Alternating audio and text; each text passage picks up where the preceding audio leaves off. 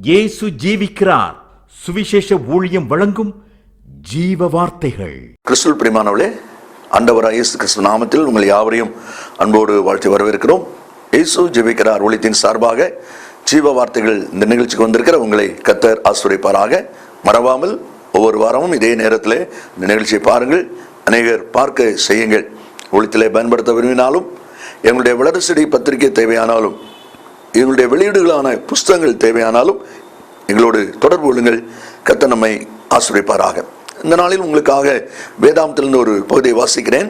ஜெபத்துடன் கேளுங்கள். 1 ராஜாக்கள் 17ஆம் அதிகாரம் 7ஆம் வசனம்.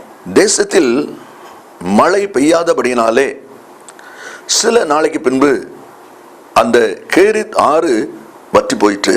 தேசத்திலே மழை பெய்யாதபடியினால் கேரித் ஆறு வற்றி போயிற்று.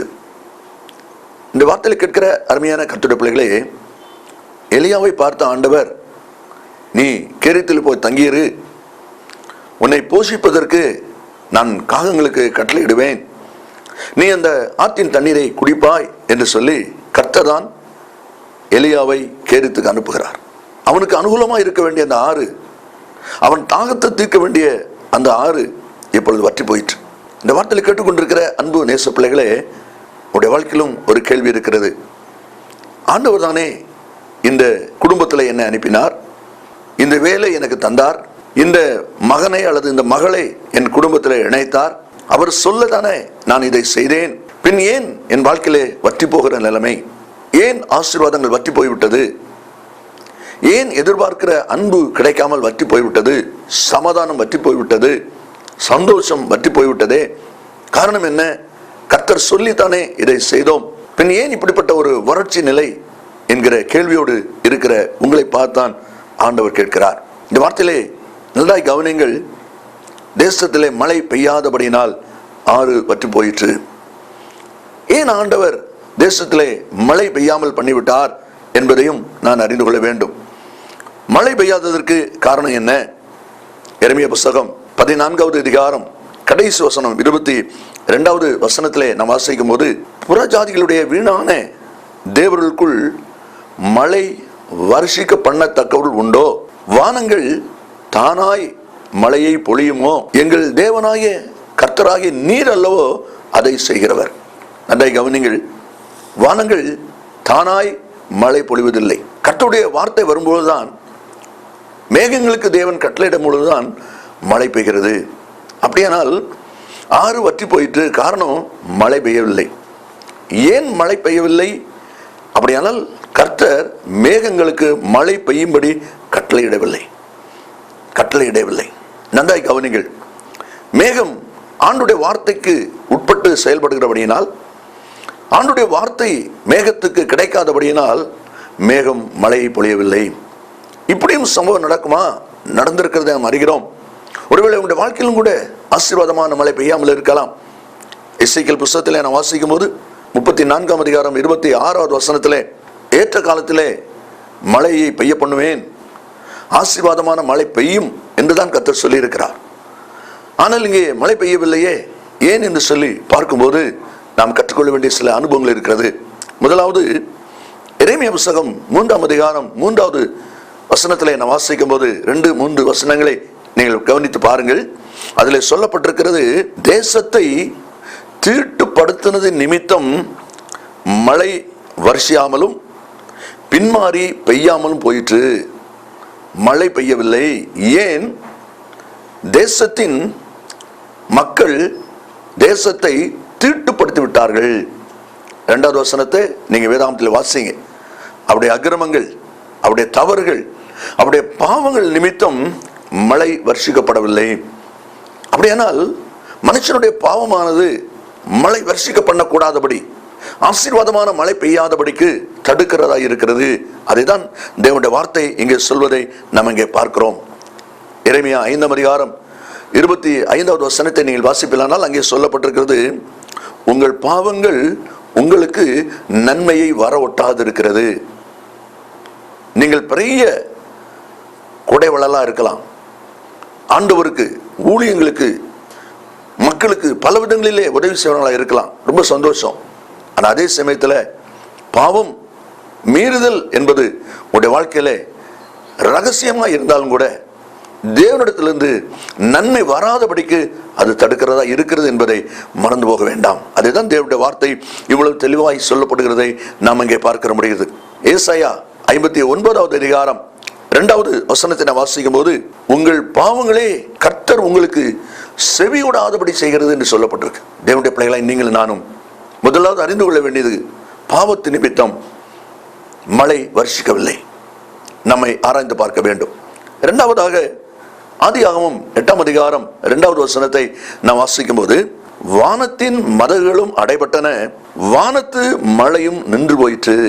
நன்றாய் கவனிங்கள். வானத்து மதகுகள் அடைபட்டன, வானத்து மழையும் நின்று போயிற்று. ஏன் மழை நின்று போயிடுச்சு? வானத்து மதகு, மதகு என்று சொன்னால் ஒரு குளத்திலே மதகு இருப்பதை பார்க்கிறோம், அதன் வழியாகத்தான் தண்ணீர் வரும். அதே போல மழை வரக்கூடிய மதகு வாசல் அடைக்கப்பட்டு விட்டது. ஆசீர்வாதத்தின் வாசல் அடைக்கப்பட்டு விட்டால் எப்படி நன்மை கிடைக்கும்? கிருபையின் வாசல் அடைபட்டால் எப்படி கிருபை பெற்றுக் கொள்வீர்கள்? மேன்மையின் வாசல் அடைபட்டால் எப்படி மேன்மை பெற்றுக் கொள்வீர்கள்? நன்றாய் கவனிங்கள். வானத்தின் வாசல் அடைக்கப்பட்டன. அப்படியானால் ஆசீர்வாதம் வரக்கூடிய வாசல் அடைக்கப்பட்டிருக்கிறது. ஏன் அடைக்கப்படுகிறது? யார் அதை அடைத்தது? நான் தவறு செய்யவில்லையே, நான் மீறுதல் செய்யவில்லையே, ஆண்டுடைய காரியத்திலே நான் சரியா இருக்கிறேனே, பின் ஏன் எனக்கு வர வேண்டிய ஆசீர்வாத வாசல் அடைக்கப்பட்டிருக்கிறது என்கிற கேள்வி உங்கள் மனதிலே எழும்பலாம். அது நல்ல கேள்விதான். ஆனால் அதே சமயத்தில் வாசல்கள் அடைக்கப்பட்ட காரணம் என்ன? வேதம் அதை தெளிவாய் சொல்வதை நாம் பார்க்க முடியும். ஆதியாகமம் 30ஆம் அதிகாரம் 1-2 வசனங்களை நீங்கள் வாசித்து பாருங்கள். ராகேல் தன்னுடைய கணவனை பார்த்து, யாக்கோவை பார்த்து, எனக்கு பிள்ளை கொடும், இல்லாவிட்டால் நான் சாகிறேன், எனக்கு பிள்ளை கொடும், இல்லாவிட்டால் நான் சாகிறேன் என்று சொல்கிறான். அவன் வேதனையோடு சொல்லுகிறான், கர்த்தர் அல்லவா உன் கற்பத்தை அடைத்திருக்கிறார். நன்றாய் கவனிங்கள். கர்த்தர் அல்லவா உன் கற்பத்தை அடைத்திருக்கிறார் என்று சொல்லி யாக்கோபு சொல்வதை பார்க்கிறோம். அப்ப தேவன் ஏன் அவருடைய கற்பத்தை அடைக்க வேண்டும்? முந்தின அதிகாரம் 29ஆம் அதிகாரம் 31வது வசனத்தை நீங்கள் வாசிப்பிலானால் அங்கே தேவனுடைய வார்த்தை தெளிவாய் சொல்லப்பட்டிருக்கிறது. லேயாள் அற்பமாய் எண்ணப்பட்டாள் என்று கர்த்தர் கண்டு லேயாள் கர்ப்பம் தரிக்கும்படி செய்தார், ராகேலோ மலடியாயிருந்தாள். ஏன் ராகேலுக்கு குழந்தை இல்லை? கர்ப்பம் அடைக்கப்பட்ட நிலை. வாசிக்கிறோம், யாக்கோபு லேயாளை, முதல் மனைவியை அற்பமாய் எண்ணினான். லேயாளை திருமணம் பண்ணி கிட்டத்தட்ட 7 ஆண்டுகளுக்கு பிறகுதான் ராகேலை திருமணம் பண்ணி இருக்கிறான். முதலாவது குழந்தை லேயாளுக்கு பிறந்தாலும் ராகேல் திருமணம் பண்ணி சில ஆண்டுகளுக்கு பிறகுதான் லேயாளுக்கும் அந்த பிள்ளை பிறக்கிறது. அப்படியானால் பல ஆண்டுகளை இந்த லேயாள் யாக்கோபுக்கு மனைவியா இருந்தாலும் அவன் அவளை சந்தோஷப்படுத்தவில்லை. அற்பமாய் எண்ணினான். தனக்கு மனைவியாக அவளை ஏற்றுக்கொள்ளவில்லை. இதை கர்த்தர் கண்டார். இதை கர்த்தர் கண்டார். இதிலிருந்து நன்றாய் தெரிகிறது, நீங்கள் யாரையாவது உங்களோடு உள்ளவர்கள், உங்களுக்கு உரியவர்கள், உங்களுக்கு பிரியமானவர்கள், உங்கள் ஆசீர்வாதத்துக்கு காரணமானவர்கள், அப்படிப்பட்டவர்களை நீங்கள் கனவீனம் பண்ணுகிறீர்களா? அலட்சியப்படுத்துகிறீர்களா? அற்பமாய் நடத்துகிறீர்களா? அப்படி நீங்கள் செய்வீர்களானால் ஒருவேளை பார்ப்பதற்கு நீங்கள் ஆசீர்வதிக்கப்பட்டதாக தெரியலாம். ஆனால் மறந்து போக வேண்டாம், உங்கள் ஆசீர்வாதத்தின் வாசல் அடைக்கப்படுகிறது. இல்லையே, நான் செழிப்பாய் இருக்கிறேனே என்று நீங்கள் சொல்வீர்களானால் ஆண்டுடைய வார்த்தை உங்களுக்கு வருகிறது, அடைக்கப்படக்கூடிய நாள் சீக்கிரம் வந்து விட்டது. ஆண்டுடைய வாசல், ஆசீர்வாதத்தின் வாசல் அடைக்கப்படும் முன்பாக நீங்கள் மன திரும்புங்கள். யாரையும் அற்பமாய் நடத்தாதிருங்கள், யாருக்கும் அற்பமாய் எதிர்த்து நிற்காதிருங்கள். லேயாள் அற்பமாய் எண்ணப்பட்டாள். அது நிமித்தம் யாக்கோபை நடத்தினபடினாலே, ராகேலை அதிகமாய் நேசித்து சிநேகித்தபடினாலே அவருடைய கர்ப்பம் அடைக்கப்பட்டது என்று சொல்லி தேவனுடைய வார்த்தை சொல்வதை நாம் அங்கே பார்க்கிறோம். இந்த வார்த்தையை கேட்டுக்கொண்டிருக்கிற அன்பு நேச பிள்ளைகளே, உங்களுடைய வாழ்க்கையில் கூட சற்று யோசித்து பாருங்கள், ஏன் ஆசீர்வாதத்தின் வாசல் அடைக்கப்பட்டிருக்கிறது? மூன்றாவதாக 1 ராஜாக்கள் 17ஆம் அதிகாரம் 14வது வசனத்தை நாம் வாசிக்கும் போது, கர்த்தர் தேசத்தில் மழையை கட்டளையிடும் நாள் மட்டும் என்று வாசிக்கிறோம். அதே 1 ராஜாக்கள் 18:1 நீங்கள் வாசிப்பிலானால், நான் தேசத்தின் மேல் மழையை கட்டளையிடுவேன் என்று சொல்லுகிறார். அப்படியானால் மேகத்துக்கு ஆண்டவர் கட்டளையிட்டால் மழை பெய்யும். அவர் கட்டளையிடவில்லை என்றால் மழை பெய்யாது. கட்டளையிட்டால் தான் மழை பெய்யும். தேவனுடைய வார்த்தை மிக முக்கியம். தேவனுடைய வார்த்தை இருந்தால் மழை உண்டு. தேவனுடைய வார்த்தை இல்லை என்றால் மழை இல்லை. அதை தான் இங்கே சொல்வதை நாம் இங்கே பார்க்கிறோம். 107 சங்கீதம் 20 வசனத்திலே அவர் தமது வார்த்தைகளை அனுப்பி அவர்களை குணமாக்கி அழிவுக்கு தப்புவிக்கிறார். வார்த்தை புறப்பட்டால் தான், வசனம் புறப்பட்டால் தான் குணம், சுகம், விடுதலை. அதுதான் தேவனுடைய வார்த்தை சொல்லுகிறது. நன்றாய் கவனிங்கள். மார்க்கு 4 அதிகாரம் 39வது வசனத்தை நான் வாசிக்கும் போது, கடல் பொங்கி வந்த பொழுது இயேசு சொன்னார், இறையாதே, அமைதலாயிரு. அந்த வார்த்தை புறப்பட்ட மாத்திரத்திலே அதுவரை கூறிக்கொண்டிருந்த, பொங்கி கொண்டிருந்த கடல் அப்படியே அமைதலாகிவிட்டது. காரணம் என்ன? தேவனுடைய வார்த்தை. தேவனுடைய வார்த்தை வரும்போது சகலமும் ஆசீர்வாதமும் நன்மைக்கு எதுவாக நடக்கும். அதேதான் தேவனுடைய வார்த்தை சொல்வதை நாம் அங்கே பார்க்கிறோம். இந்த வார்த்தையை கேட்டுக்கொண்டிருக்கிற அன்பு கர்த்தருடைய பிள்ளைகளே, வார்த்தைக்கு நீங்கள் எவ்விதமாய் முக்கியத்துவம் கொடுக்கிறீர்கள்? தேவனுடைய வார்த்தை யார் யார் கனம் பண்ணுவீர்களோ, யார் யார் அதற்கு முக்கியத்துவம் கொடுக்கிறீர்களோ, உங்களுடைய வாழ்க்கை நிச்சயமாய் ஆசீர்வாதமாக இருக்கும். தேவனுடைய வார்த்தை இல்லாமல் மழை பெய்யாது. அப்படியானால் தேவனுடைய வார்த்தை இல்லாமல் உங்களுடைய வாழ்க்கையிலே ஆசீர்வாத மழை, நன்மைங்கிற மழை கிடைப்பது அரிதான காரியம். கடைசியாக யாத்ராகமம் 9 அதிகாரம் 23வது வசனத்தை நாம் வாசிக்கும் போது, மோசே தன் கோலை வானத்துக்கு நேராக நீட்டினான். அப்பொழுது கர்த்தர் இடி முழக்கங்களையும் கல் மழையையும் அனுப்பினார் என்று பார்க்கிறோம். கல் மழை அனுப்பினார். எப்பொழுது அனுப்பினார்? மோசே தன்னுடைய கோலை வானத்துக்கு நேராக உயர்த்தின பொழுது, நீட்டின பொழுது. நன்றாய் கவனிங்கள். யாத்ராகமம் 4:17 மோசே பார்த்து ஆண்டவர் சொன்னார், நீ இந்த கோலை உன் கையில பிடித்து கொண்டு போ, இதனால் அடையாளங்களை செய்வாய். அப்படியானால் ஆண்டவர் நமக்கு கிருபை தாளந்து தந்திருக்கிறார். உங்களுக்கு தேவன் தந்திருக்கிற கிருபை தாளந்து பயன்படுத்தப்படும் பொழுது, உபயோகிக்கப்படும் பொழுது ஆசீர்வாத மழை பெய்யும்.